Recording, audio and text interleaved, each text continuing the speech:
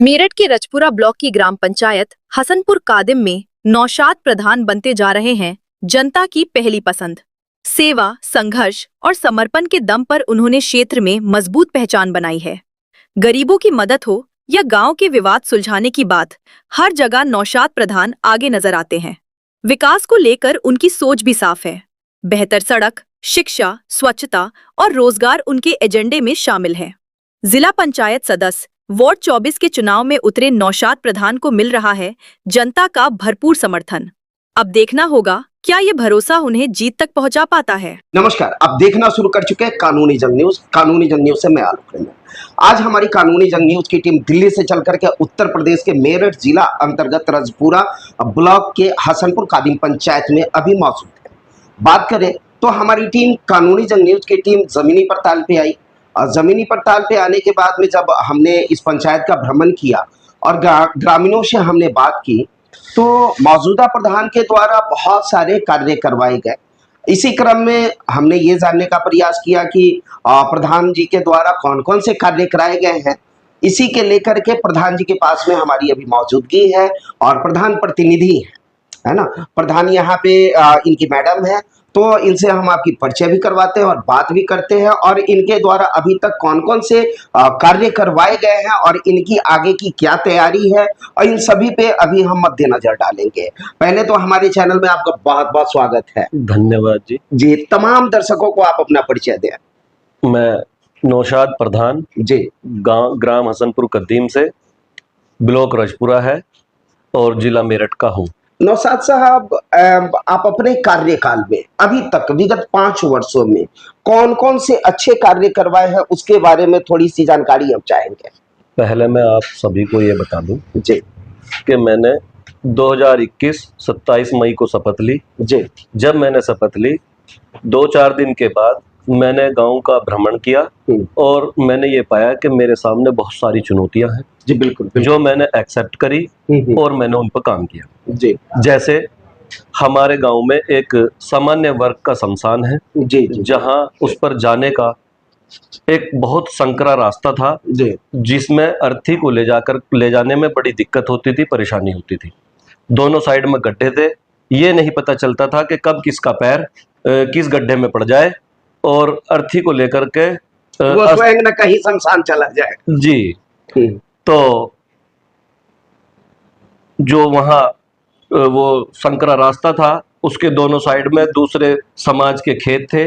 उनसे मैंने धीरे धीरे बातचीत करनी शुरू करी और उस पर काम किया और वो रास्ता मैंने 2 साल में लगभग लगाया। अरे वाह। जिससे लोगों को वहाँ आने जाने में, अर्थी को ले जाने में सुविधा हुई और सीधे वो शमशान में चले जाते थे। जी बिल्कुल, एक ये सबसे बड़ा चुनौती भरापूर्ण कार्य था, बिल्कुल, जो पिछले 50-60 सालों से किसी भी प्रधान ने उस पर कोई काम नहीं किया। और अब देखा जाए तो एक बहुत बड़ी बात निकल करके आ रही है, बहुत बड़ी बात निकल करके आ रही। जो चुनौती 50 सालों में और लोगों ने नहीं करवा पाया, इन्होंने नौशाद जी ने मात्र 2 साल में इन्होंने करने का काम किया। चूंकि बहुत ही टफ काम होता है अब समाज के लोगों से रास्ते के लिए जमीन लेना। क्योंकि होता क्या है कि यहाँ ना तो सरकार की तरफ से कोई पेमेंट मिलती है, बस एक दूसरे को समझा करके, बुझा करके और रास्ता लेना और उस पे रास्ता बनवा देना, ये कम बड़ी बात नहीं है। वो भी अंतिम पड़ाव स्थल होता है। अब जो शमशान भूमि होता है वो अंतिम पड़ाव स्थल होता है। अंतिम पड़ाव स्थल पे भी लोगों को ले जाने में कष्ट झेलना पड़े, तो ये बहुत बहुत बहुत गलत बात थी, जिसे अब इन्होंने क्या किया कि बहुत ही बढ़िया तरीके से सजाने का काम किया और ताकि वहां भी मोक्ष धाम अगर लोग जाएं तो शांतिपूर्ण रूप से जाएं। जी, इसके बाद हमारे गांव के बच्चे बड़ी दूर दूर पढ़ने जाते थे, ना कोई लाइब्रेरी की व्यवस्था थी और ना कोई सेंटर था। जी, तो मैंने एक सरकारी जमीन ढूंढी जी, और उस पर एक लाइब्रेरी बनाने का काम किया, जिससे आज हमारे गांव के सभी बच्चे वहां बैठकर अपनी कंपटीशन की तैयारी, अपनी क्लासेस की तैयारी बड़े अच्छे से करते हैं। और वहाँ कंप्यूटर सिस्टम और आपका वाईफाई सिस्टम और उनके बैठने की व्यवस्था बहुत बढ़िया कराई गई है। यानी आपने पूरे इंटरनेट से लैस कर दिया। जी सर। यानी दुनिया की सारी पुस्तकें वो पढ़ सकते हैं जी सर। नेट के माध्यम से। जी ये सर। बहुत बड़ी बात, बहुत बड़ी बात। आज के डेट में हमारी टीम जब और पंचायत में भ्रमण करती है तो बहुत ऐसे पंचायत मिले हैं जहां पे पुस्तकालय तक नहीं है। उस हिसाब से अगर देखा जाए तो वो गांव अभी भी 25-30 साल पीछे है, लेकिन आपने इंटरनेट की सुविधा लाइब्रेरी में करवाए, ये बहुत बड़ी बात है। जी सर। जब मैं बच्चों की पढ़ाई को लेकर देखता था तो बच्चे बड़े परेशान होते थे, कहीं मेरठ जा रहे हैं, कहीं इधर दूसरी जगह जा रहे जी। हैं, और कुछ सब पेमेंट लेते हैं जहां लाइब्रेरी होती है। ये सब ने अपना काम चला रखा है। जी बिल्कुल बिल्कुल। ये कुछ हमारे गांव में क्या है, 90% लोग मजदूर टाइप के हैं, जो बेचारे गरीब मजदूरी कर अपने परिवार का पालन पोषण बिल्कुल, करते बच्चे हैं। को पढ़ा नहीं तो वो पाएंगे बाहर। बच्चों को पढ़ाने में बड़े असमर्थ थे। जी। जब मैंने वो लाइब्रेरी चालू करी, उन सब बच्चों को बुलाया, वहां उसका उद्घाटन कराया और उन बच्चों को वहां पढ़ने की सुविधा दी। एक दूसरी बात यह है, उन्हीं बच्चों से मैंने एक बात कही कि कभी भी जीवन में मैं प्रधान रहूं या ना रहूं, कोई दिक्कत नहीं, अगर आपको पढ़ने से संबंधित कोई भी समस्या है तो वो आप निसंकोच मुझे बताएं। जहां तक मेरे से समाधान हो सकेगा मैं वो समाधान करने का काम करूंगा। ये बहुत बड़ी बात इन्होंने कह दी। नौशाद साहब का एक बहुत बड़ा सोच है कि अगर बच्चों को आवश्यकता कभी भी ये प्रधान रहे या ना रहे, ऐसे ऐसे सोच के बहुत कम लोग ही मिल पाते हैं जो समाज सेवा के साथ में जिन बच्चों को पढ़ने में कठिनाई हो और वो आ सकते हैं डायरेक्ट वे में। इनसे किताबें की सहूलियत यानी या ट्यूशन फी की सहूलियतें अगर इनको लेना है तो ये देने के लिए तत्क्षण तैयार है। ये बहुत बड़ी बात है और ऐसे सोच के बहुत कम लोग मिलते हैं। ये चाहते हैं कि बच्चे शिक्षित हो ताकि रोजगार उसे मिले और बेरोजगारी से यहाँ से मुक्त हो और अच्छे काम करे और उसका परिवार शिक्षित होगा तो ऑटोमेटिक बहुत ही आगे जाएंगे। जी बिल्कुल। और आगे और क्या क्या किया? एक हमारे यहाँ एससी समाज का शमशान है जी। और उसमें ना अंतोष्टि स्थल था ना शांति स्थल था। जगह तो थी लेकिन कोई व्यवस्था नहीं थी। अब सरकार ने एक योजना निकाली है कि हर साल हर जिले में 10 शमशान मिलेंगे और हमारे मेरठ जिले में 600 कुछ गांव हैं। तो हमने भागदौड़ की और दूसरे साल में ही हमारे गांव का नंबर आ गया। बहुत बढ़िया। तो उसमें जो है सरकार की तरफ से 24 लाख रुपए की राशि मिलती है। उस राशि से हमने वो शमशान बनवाया, अंतोष्टि स्थल बनवाए और उसमें शांति स्थल बनवाए और क्या नाम इसका 4 दीवारी कराई और गेट लगाने का काम किया, जिससे आज वहाँ लोग जाते हैं अर्थी को लेकर तो उन्हें बैठने की व्यवस्था मिलती है और अंत्योष्टि स्थल मिलता है जहाँ पे दाह संस्कार होता है। तो लोग बड़े खुश हैं और मैं सरकार का भी इसमें आभार व्यक्त करता हूँ और बहुत बहुत धन्यवाद अदा करता हूँ। मैं आप सभी दर्शकों से ये कहना चाहूंगा कि प्रधान कभी भी ऐसे चुने जो आपके लिए लड़कर दौड़कर और वो कोई भी समस्याएं हों उसे सुलझाने का काम करे, ऐसे प्रधान चुने। और इन्होंने काम किया कि जो कार्य 50 साल में नहीं हुआ वो कार्य सबसे पहले किए, उसके बाद में और फिर इन्होंने दौड़ करके जो समस्याएं थी जिसके बारे में इन्होंने बताया, शमशान के बारे में इन्होंने वो लाने का काम किया। और ये सरकार का ऋणी भी है, कहने का इन द सेंस ये है कि इन्होंने जो सोचा जो चाहा और दौड़ लगा करके इन्होंने लाने का काम किया।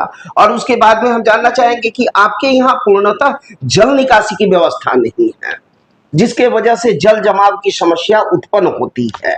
अक्सर देखा जाता है जी कि ज्यादातर गांवों में जी जल निकासी की समस्या है। जी बिल्कुल। उसमें हमारा गांव हसनपुर कदीम भी है। जी बिल्कुल। शहर के नजदीक होने के बाद भी जो हमारा जो ये क्षेत्र है ये अर्ध नगर निगम में आता है। जी बिल्कुल बिल्कुल। तो जहाँ पूर्ण नगर निगम है वहाँ तो सारी सुविधा मिलती है, लेकिन अर्ध नगर निगम होने की वजह से यहाँ पूरी सुविधाएं नहीं मिलती। लेकिन हमने इस जल निकासी पे काम किया और हमने जो हमारे 2 तालाब है हमारे गांव में उसमें पानी तो जाता है लेकिन उनका आउटलेट नहीं है कहीं। बिल्कुल बिल्कुल बिल्कुल।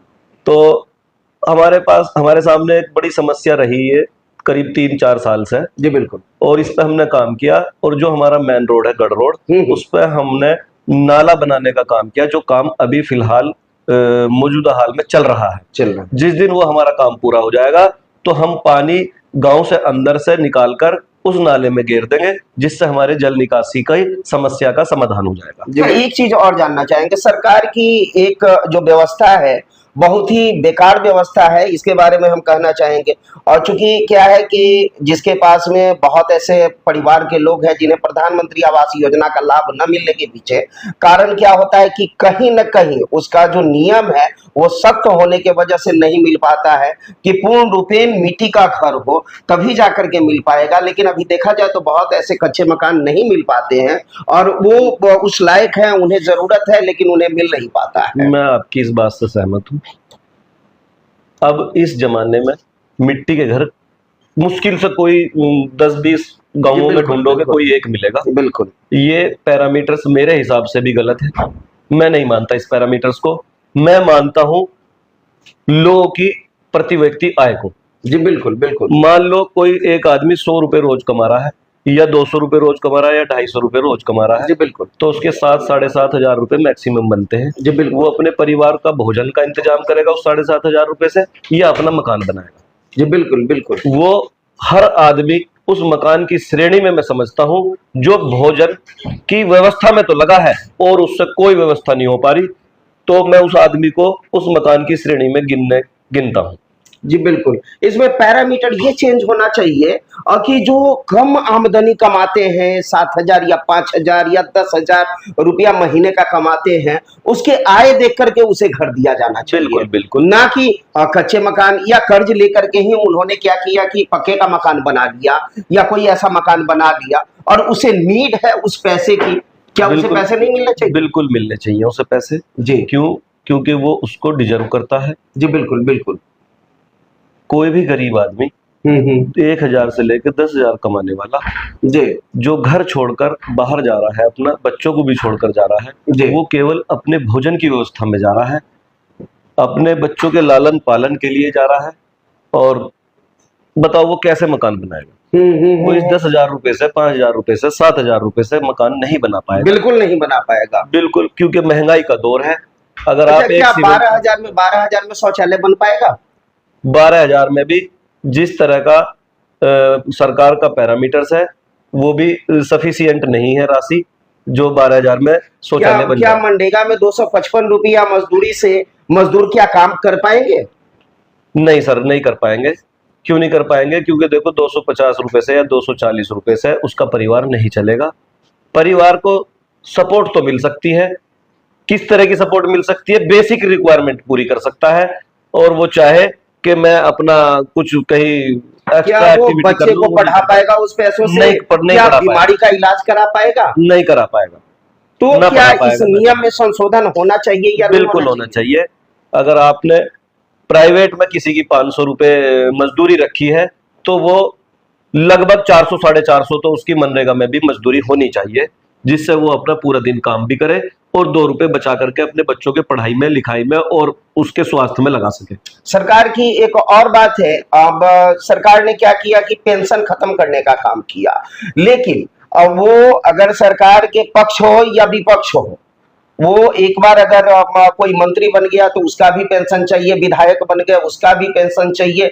इस पे ना पक्ष लड़ता है ना विपक्ष लड़ता है, क्योंकि दोनों को फायदा है। बिल्कुल सही बात है आपकी। ये हम दोनों सभी पार्टियों के लेकर के मैं बात कर रहा हूं। बिल्कुल सही बात है आपकी। अगर आप 4 बार मंत्री बन गए तो वो चारों पेंशन आपको चाहिए। और एक जो 60 साल अब सेवा करने का काम किया, वो गवर्नमेंट सर्विस करने का काम किया, वो बुजुर्ग हो गया, अब उसे आप पेंशन बंद कर रहे हैं। तो मेरा कहना यही है कि सरकार को सबको एक नजर से देखना चाहिए, उसमें चाहे मंत्री हो, विधायक हो, MP हो या कोई सरकारी मजदूर हो। मैं तो मजदूरी कहूंगा। बिल्कुल बिल्कुल। क्यों? ये सब मजदूरी कर रहे हैं, चाहे कोई किसी भी पद पे बैठा है। आप 5 साल के लिए विधायक बन जाते हैं तो आपको वो पेंशन चाहिए, 5 साल के लिए मंत्री बन जाते हैं तो वो आपको पेंशन चाहिए। जिसने 60 साल दिया क्या उसे पेंशन नहीं चाहिए? बिल्कुल चाहिए उसको पेंशन। क्यों? वो बुढ़ापे में कहाँ जाए?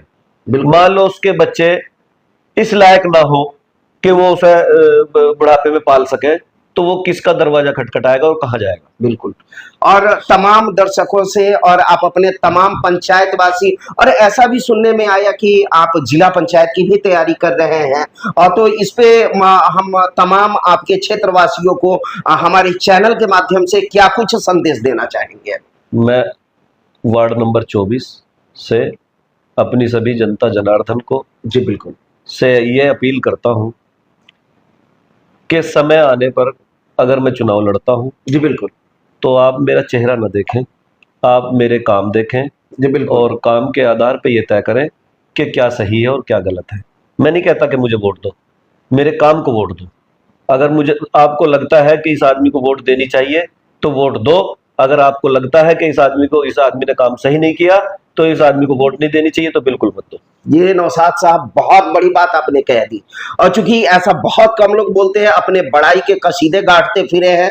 मैंने बहुत ऐसे लोगों का इंटरव्यू लिया जो अपनी बड़ाई में कसीदे गाड़ते हैं, लेकिन नौशाद साहब पहले ऐसे प्रत्याशी मिले हैं वार्ड संख्या 24 से जिन्होंने ये बोला, आप मुझे वोट ना दो, आप मुझे पता करो, जानो कि मैंने क्या काम करवाया है, नहीं करवाया है, हमारा विचार क्या है, हमारे विचार को समझो, उसके बाद में वोट करो। ये पहले ऐसे प्रत्याशी हैं जिन्होंने ये बोलने का काम किया है कि मुझे वोट नहीं चाहिए, मुझे पहले जानो कि मैं हूं कौन और किस तरीके से मैंने काम करवाया और किस तरीके से मैंने अपने पंचायत को आगे लेकर के चला। जिस तरीके से मैं इस पंचायत को आगे लेकर के चला, उसी तरीके से आप सभी पूरा जो इनका 24 वार्ड संख्या है इसे आगे लेकर के चलने का काम करेंगे। मैं ये मानता हूँ कि नाली, खड़ंजे, रास्ते और जो भी विकास के काम है ये तो आप और हम जब तक जिएंगे, जब तक ये चलते रहे। बिल्कुल बिल्कुल। बड़ी बात यह है कि लोगों के सुख और दुख में जो आदमी खड़ा है, मैं इससे बड़ी बात कुछ नहीं मानता। और यानी समस्या कभी भी आती है तो आप कभी भी दौड़ चलते हैं? बिल्कुल। मेरे पास ऐसी समस्या आई है कि रात को 2 बजे भी मेरे पास फोन आया है, रात को 3 बजे भी फोन आया है।